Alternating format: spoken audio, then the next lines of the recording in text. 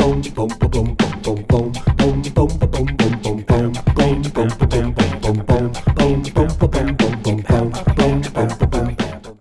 everybody. Hello, everybody. Welcome. Welcome to the 2152 project. We are back. We are using a little bit different format than you used to, and it's been a while since we've made a post. And Mike and I have been trying to kind of come up with a more consumable format for everybody. So we are excited to bring this new format to you, and excited to help. Oh, I got a little bit of feedback. Give me one quick second.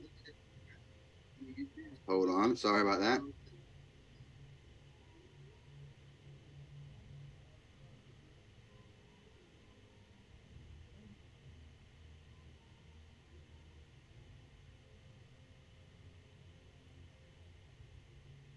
All right.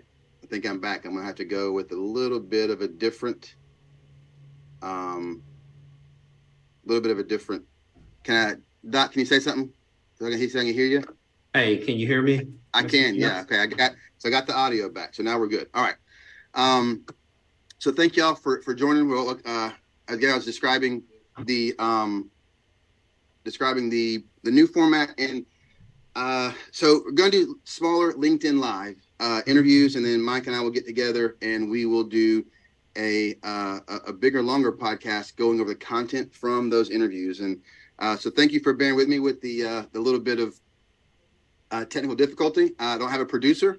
Mike and I do this because we love it. We don't have a budget, so we do things on the free. I don't want to say on the cheap. We do it on the free. But what we don't skip on is the guests and the talent that we bring in. So what I'd love to do is introduce you now to one of my assistant superintendents, Dr. Rodney Green. Welcome to the 2152 project, sir. I'm super glad to have you. Thank you for having me. Yeah, we're glad to. Tell us just a little bit about yourself. I currently serve as the assistant superintendent for curriculum and instruction here with Lowndes County Schools in Valdosta, Georgia. I'm going into my 12th year of service, 28th year overall in public education. And, the topic that we're going to discuss today is near and dear to me because, so many doors were afforded, so many doors were opened because of teachers, and making sure that there were the right teachers in the right place at the right time as I matriculated through my K-12 and also post secondary studies. Awesome.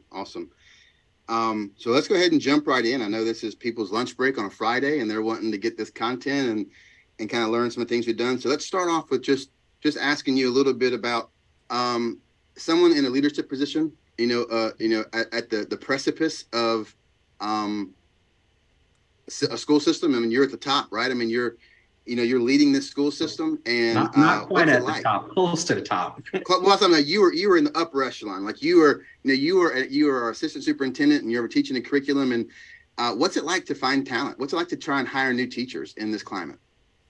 Well, it's one thing to being able to find teachers, but it's a totally separate thing being able to find quality teachers, because you only want to put the best educator in front of a classroom of students. But Lowndes County is seeing the same things that we're seeing statewide and nationally in terms of the teacher talent pool.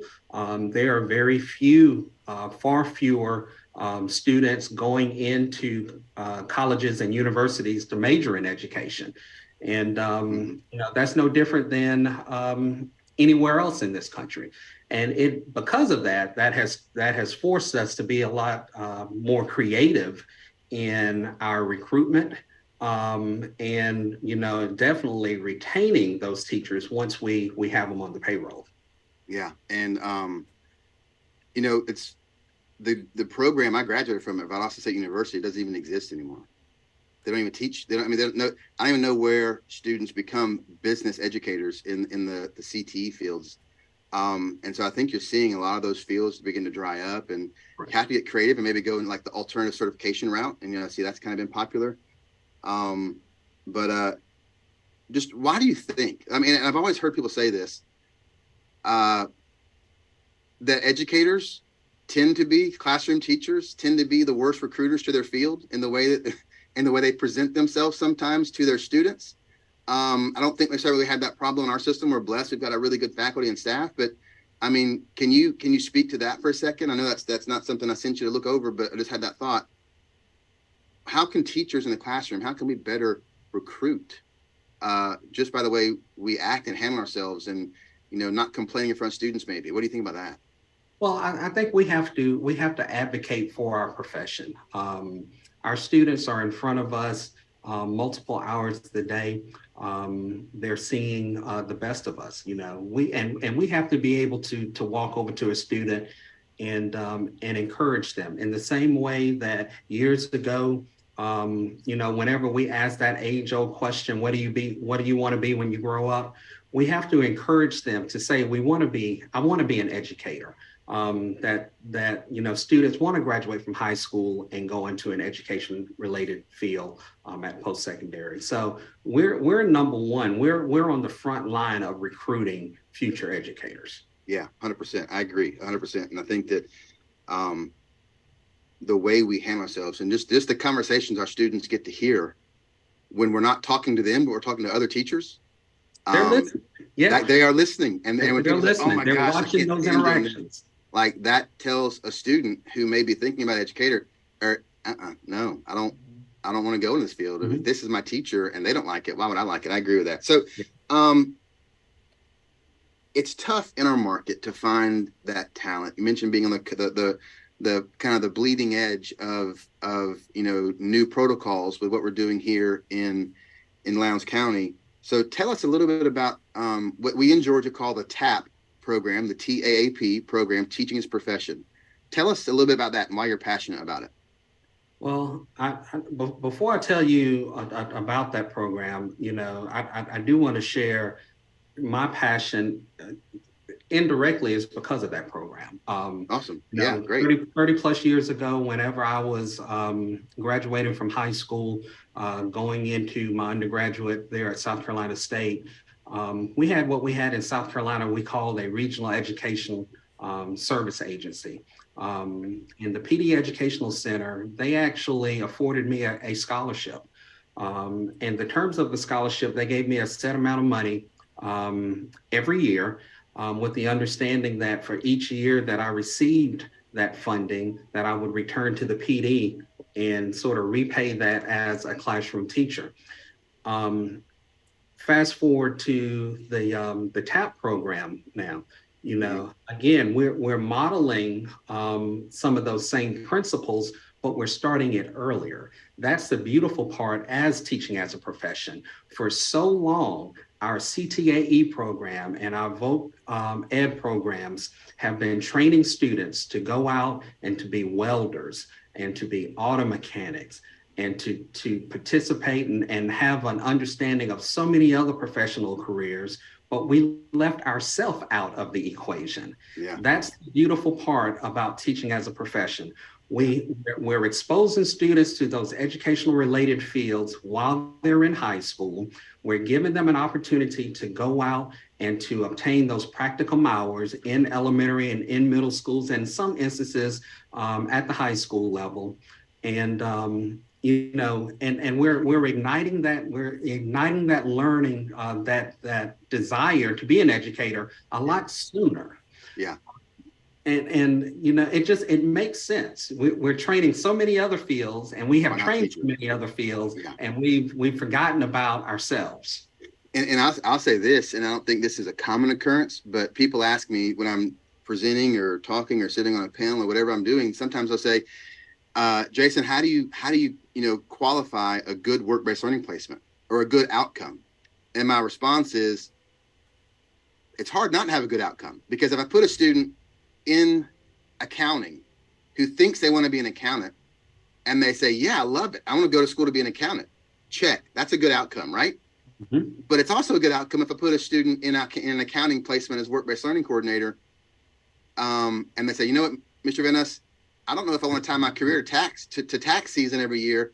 I don't want to do it. That's a good outcome, because I've spared that student classes, a lot of student loan debt, and going to an area. So work-based learning it does have that ability to facilitate what students want to do, but it also has an opportunity, especially when combined with programs like youth science, which I'm a huge fan of that, to tell students, hey, this you didn't like this may not be a good fit. Here's why. Let's put you in another area, opportunity to succeed. So I really like that. And so for our audience, essentially teaching is a profession. It is a class. And so you'll hear myself and Dr. Green, because we're from Georgia, we'll say CTAE. We're the only state in the country that has A in the acronym. Everybody else is just CTE, but that's the same thing. So we'll use those terms interchangeably on this interview. But teaching is a profession. We call it the TAP program, TAAP. It is a CTAE class in Georgia where students go through 2 classes, and they're learning how to teach. So I was in there the other day. Andrea Bridges, who she'll be doing an interview with us in a little bit, a couple of weeks. She teaches that class, and she helps me with work-based learning. She was teaching students how to go in and to figure out their daily rate based on the Georgia pay scale. And I was like, wow, I don't even know how to do that. And I've been teaching for 20 years. So like, it's pedagogy, it's methodology, it is classroom management, but it's also the finance side of education. And so it's a great program. But then once they finish those 2 classes, that runs the gamut of all those things, then they'll come into work-based learning. They'll be a practicum student with teaching as a profession. I'll place those students in one of our elementary schools. So they're actually, Dr. Green, pre-service educators. So they're not quite college pre-service educators doing their student teaching, but they're pre-service educators. And what a great opportunity for a student to gain the skills so they're ahead of the curve when they go into college and begin that program.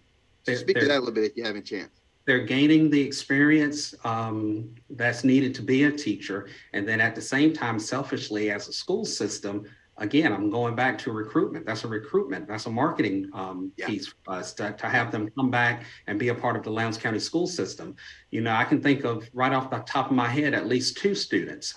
There are many more. One student currently is a senior at Lowndes High School. He's completed, he's doing his practicum at a middle school. He knows that he wants to be a band director. 100%. And so that has been his desire and his goal. And through our work-based learning program, that's where we paired him. We paired him in a middle school band program. Yep. A second student graduated a couple of years ago. I want to say 2022. She knew she wanted to be an early childhood educator. And, she graduated, went off to Georgia Southern. She and we've had multiple conversations since she has enrolled in Georgia Southern, and that's what she's majoring in, early childhood education.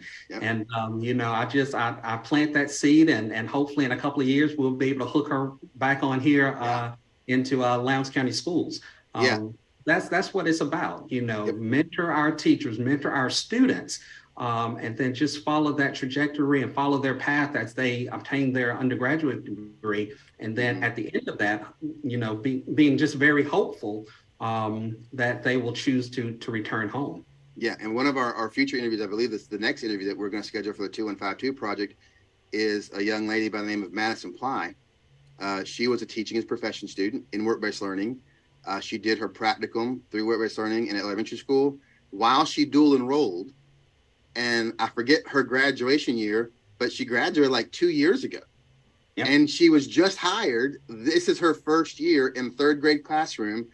And that was a grow your own. She knew she wanted to be a teacher, but because of our work-based learning, our TAP program, and our dual enrollment relationships with local universities, she was able to go get those things and graduate. All she needed to do was take a few classes and do her student teaching. And she's like an contracted employee now because of those 3 programs. And here's the thing: we're not taking away anything from any of the other professions that we provide, our students to work for. But we just, again, we have to take care of our own, and we know that the data points to, and the research points that, the retention rate for a teacher within that 3 to 5 year range is very low. So again, we need to recruit, we need to mentor so that we can retain those educators. And it even gives you an opportunity to shift that start year a little bit statistically into their high school curriculum. So they know. So by the time they get to sign a contract with the school system, they've already had a year or two experience doing some pre-service education. Then they've done a semester of student teaching. So it almost kind of shifts that bell curve more into the favor of them being retained, at least statistically. So that's interesting. I've never heard that before. And in a couple of instances, and we actually have this in place in a couple of instances, this is the exception and not necessarily the rule.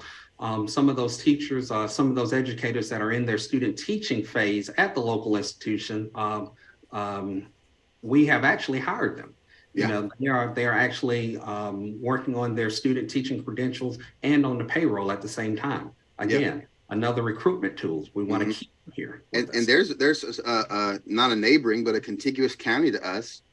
They say if you complete your TAP program, we will give you a job as a paraprofessional while you go to school. So now that the student, that person is already onboarded into your payroll, into your protocols, they know your systems culture, and then when they graduate, they'll have a job ready for them. And like that's a cool. And that's the thing, it's forcing us to be more creative and innovative in finding ways to locate quality educators, to recruit them, to bring them on, and then to retain them. Yeah, exactly. And so just in the past 5 minutes, we've shared 4 stories, 4 separate students who have a tie to our programs, and have at least some interest or intent to come back, one of which is already employed with us as a first-year teacher.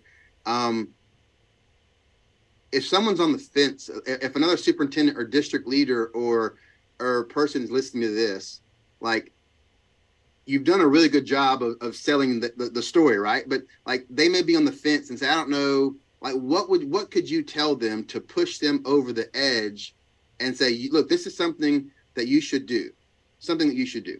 I would say, call me, come in and let's schedule a visit. Let's go to Miss Bridges' classroom and see how she's preparing preparing our high school students within the first 2 courses, and then ride with me to an elementary school where we have our high school students that are in the classroom working with seasoned veteran educators, getting those practicum hours. See it in action. It works. Yeah, that's awesome. That's awesome. So if anybody has any comments at this time or questions, go ahead and put them in the LinkedIn chat. I'll start reading those out. It is unique. And I think that we've done something here that, again, you take 2 programs that typically have not really worked together. And I know Andrea's presented on it. I've presented on it, about how we're actually combining 2 separate programs, because work-based learning and TAP are not the same, but they work well together to build in that product. So, and this is, I'm gonna let you mention this. So talk a little bit about our work-based learning program. I know that's my baby, so you don't have to be nice because I'm on the camera with you, but talk a little bit about that. So we talked about teaching as profession and what that does, but work-based learning gives those students an extra block. So they're not just going to the classroom for 1 hour, which means by the time they drive there and come back, they have like 25 minutes. Work-based learning extends that opportunity for them to be there, sometimes for half. We've even had some students go there for 3 blocks a day. For anybody listening, we're on a 4x4 block. So talk a little bit about work-based learning, how that maybe accentuates that and helps a really dynamic program like teaching as a profession, how that helps expand that opportunity for our students. Well, if this is an appropriate phrase, our work-based learning program is community renowned, probably nationally renowned.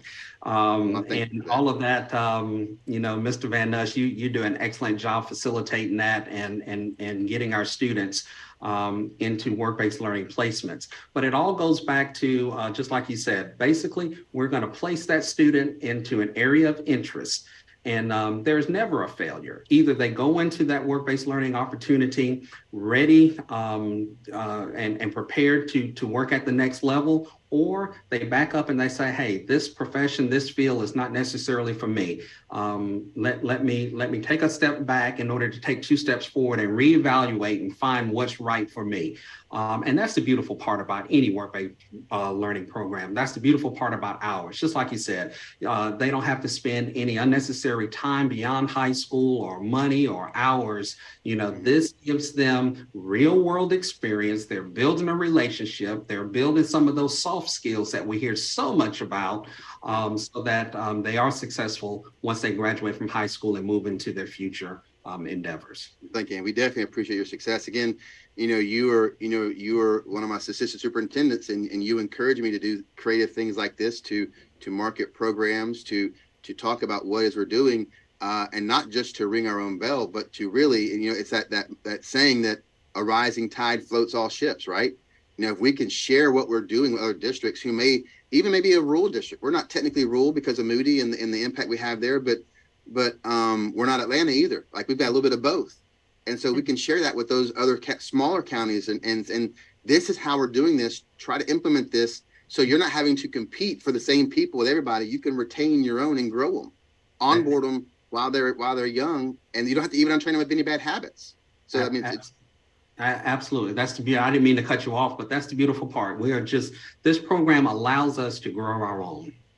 Awesome. So we got a comment from Dana Wilson, and she says one thing that could help is by reminding or pointing out to kids the number of teachers that they need to meet on their journey in school. And she says, so if a student says that they want to be a doctor, ask them how many educators they think they need to meet along the way. So if you want to be a doctor, how many doctors do you need to meet along the way? The same number you have to meet with those educators, and the knowledge of those educators, et cetera. So it's a really unique perspective to talk about the journey. And so I don't even know if you know this, but last year and we're doing it again this year, I went and started doing some career awareness exercises with our first graders. And there's never too soon to have that conversation, because here's what we see. When I ask a young kid what they want to do, they'll say, policeman, fireman, teacher. Why do they say those things at a young age? And it's because that's who they see. They're around those people. They see them. But somewhere along the way, they begin to chase a different vision or a dream. And I think it's our job to continually expose them to all career options and pathways. Again, at our system, we use youth science for that. But somewhere along the way, kids stop having fun in school and they stop wanting to be a teacher. And we've got to change that. And I'll tell you this, Mr. Van Nuss, not only, to be a classroom teacher, but there are other areas in the realm of K-12 public education, media specialists, school guidance counselors, school social workers. So, although our focus is, getting those high quality educators in the classroom in front of our students, we have to begin to expose all of our students that there are other areas of the K-12 professional continuum that they can actually be interested in. That's a great point. And you mentioned earlier the student who's in work-based learning who wants to be a band director. Mm-hmm. That is I mean, every school has one, right? But that's an atypical placement, correct, through TAP. But now that young man is going to have an advantage over anybody else who wants to be a band director because he's been doing it since he was 16 years old. Absolutely. I mean, what a cool opportunity. Anything? I'm going to check the chat. We'll wrap it up if we don't have anything else. So Miss Kelly Oppenshaw's on. She's Utah area director for youth science. She's always a big supporter. We love you, Kelly, and what your product does for our students here. So quick shout out to y'all. So we'll wrap it up unless there's any other questions in the comments. If you'll put them in there. I know we're about on a 20-second delay from the Zoom meeting to LinkedIn. So we'll give y'all just a quick second to put any more questions in there. And if not, then we'll wrap it up. I'll go ahead and thank you, Dr. Green, for your time. I know you're busy. It's Friday. Things are happening. And any closing comments you want to share while we wait for any potential questions to pop up? No, it's been a pleasure to share my experiences with you. And I'm going to be an advocate. I'm going to be on the front line advocating for our TAP program. And, again, we just want to make sure that we are growing our own, that we have quality educators in every classroom in front of our students. Awesome. We got a quick question. Lee Goodman says, who is the best point of contact for current college students? I'm assuming he's saying for people who are currently in college and want to apply for Lowndes County, we're probably going to send them to our frontline.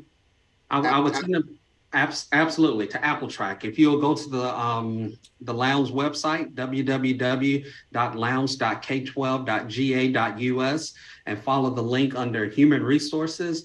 There is a link there for Apple Track. That's our application process for Lowndes County Schools, and just follow the instructions from there.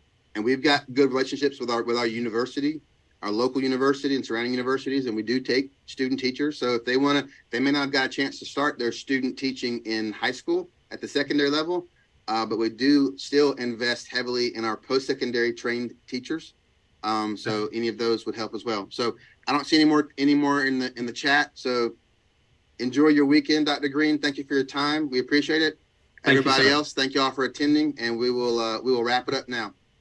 Have a blessed day, sir. Thank you. You too. All right. Bye-bye.